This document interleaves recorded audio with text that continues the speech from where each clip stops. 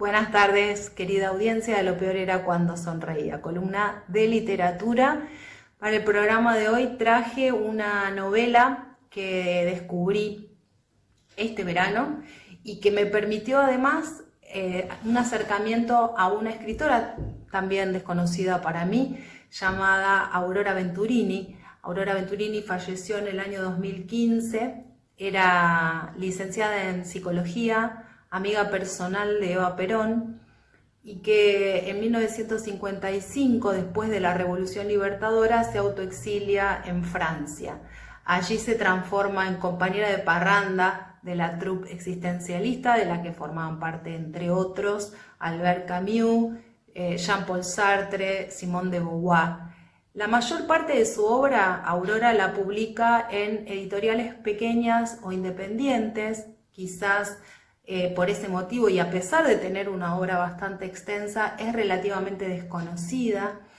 Pero bueno, la fama le llega, o el reconocimiento le llega tardíamente, cuando a los 85 años gana el premio a la mejor novela en el concurso organizado por Página 12, justamente con esta obra de la que quiero hablarles hoy, Las Primas, es este libro, esta novela, que cuenta la historia de una familia en la década del 40, transcurre en la década del 40 en la ciudad de La Plata.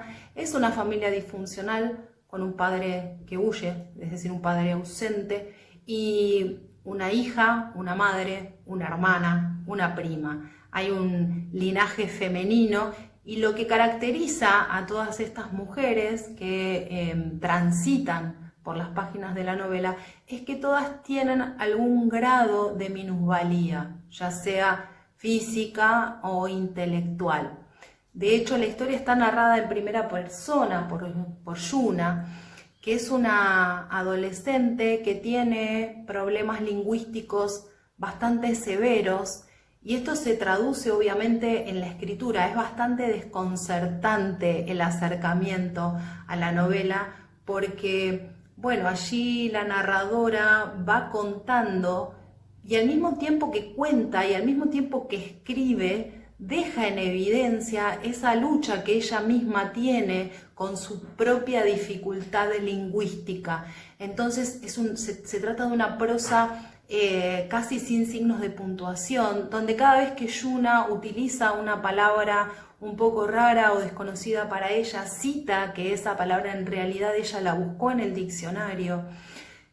A pesar de su minusvalía, ella es una artista plástica muy buena y que gracias a su obra va a alcanzar el reconocimiento y se va a transformar con el correr del tiempo en una gran artista plástica.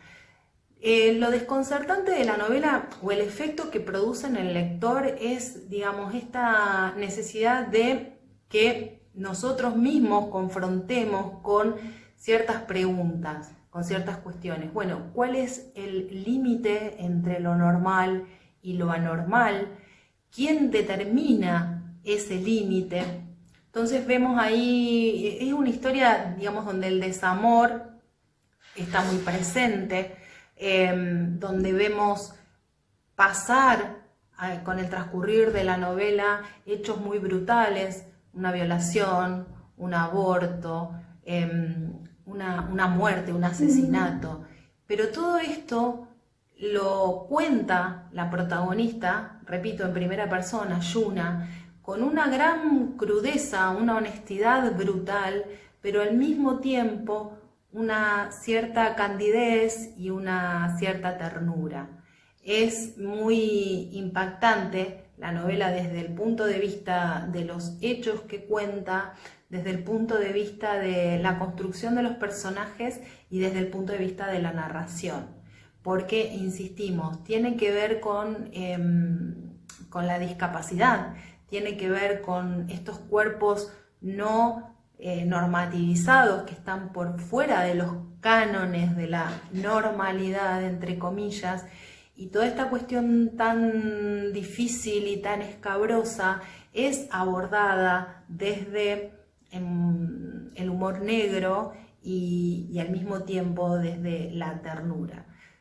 Por eso yo recomiendo esta novela, recomiendo su lectura y bueno, y que podamos transitarla, sabiendo que la vamos a transitar con una cierta incomodidad, pero al mismo tiempo sabiendo que vamos a salir transformados de esa experiencia de lectura. Recomiendo Las Primas y recomiendo a su escritora, a Aurora Venturini, porque es ella misma ha construido un personaje, o se ha convertido, se ha transformado en un personaje. Es una personalidad muy atractiva. Los invito a conocer un poco más sobre ella. Hay un documental muy interesante en Cinear sobre la vida de Aurora Venturini y espero que les haya gustado. Los dejo con un fragmento de la novela para que entiendan o terminen de entender de qué estamos hablando. Y nos vemos, nos reencontramos en 15 días en otra columna de literatura y ahora quédense porque hay mucho más. Lo peor era cuando sonreía.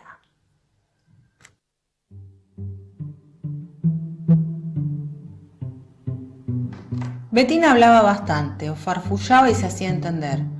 Así ocurrió que una noche de reunión de familia en la que no nos permitían estar por falta de modales, especialmente durante las comidas, mi hermana gritó con voz de trombón: «¡Mamá, me sangré a la cotorra!».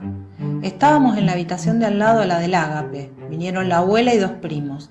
Yo les dije a los primos que no se acercaran a la sangrante porque podían embarazarla. Todos se fueron ofendidos y mamá nos golpeó a las 2 con el puntero. Fui a mi instituto y conté que Bettina estaba desarrollada a pesar de ser menor que yo. La maestra me retó: «No hay que hablar de inmoralidades en el aula», y me aplazó en la materia de instrucción cívica y moral. La clase se convirtió en un grupo de alumnos preocupados, especialmente las chicas, que de vez en cuando se palpaban para comprobar posibles humedades. Por si acaso, yo no me junté más con los varones. Una tarde Margarita entró radiante y dijo: «Me vino», y entendimos de qué se trataba. Mi hermana dejó la escolaridad en 3er grado. No daba para más. En realidad, no dábamos para más ninguna de las dos, y yo dejé en 6º grado. Sí, aprendí a leer y escribir. Esto último con faltas de ortografía. Todo sin H, porque si no se pronuncia, ¿para qué serviría? Leía dislálicamente, dijo la psicóloga, pero sugirió que ejercitándome mejoraría y me obligaba a los destrabalenguas, como María Chucena, su choza techaba, y un leñador que por ahí pasaba le dijo: «María Chucena, ¿vos techas tu choza o techas la ajena? Yo no techo mi choza ni techo la ajena, solo techo la choza de María Chucena». Mamá observaba, y cuando yo no destrababa, me daba un punterazo en la cabeza. La psicóloga impidió la presencia de mamá durante María Chucena y destrabé mejor, porque cuando mamá estaba por terminar bien pronto María Chucena, me equivocaba temiendo el punterazo.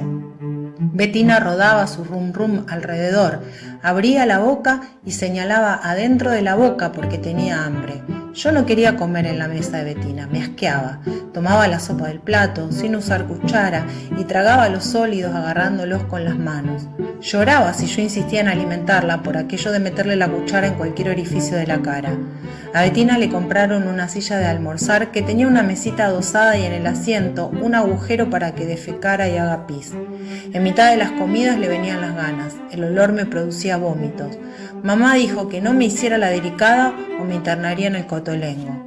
Yo sabía qué era el cotolengo y desde entonces almorcé, tiré, perfumada con el hedor a caca de mi hermana y la lluvia de pis. Cuando tiraba cohetes, la pellizcaba. Después de comer me iba al campito. Rufina higienizaba a Bettina y la sentaba en la silla ortopédica. La boba siesteaba, con la cabeza caída sobre el pecho o sobre los pechos, porque ya denunciaba la ropa 2 bultos bastante redondos y provocadores, porque ella estaba desarrollada antes que yo, y aunque espantosa, era señorita antes que yo, lo cual obligaba a Rufina a cambiarle los paños todos los meses y a lavarle la entrepierna. Yo me las arreglaba sola y observaba que no me crecían las tetitas, dado que era flaca como un palo de escoba o como el puntero de mamá. Y así fuimos cumpliendo años, pero yo asistía a clase de dibujo y pintura, y el profesor de Bellas Artes opinó que sería una plástica importante a causa de que, por ser medio loquita, dibujaría y pintaría como los extravagantes plásticos de los últimos tiempos.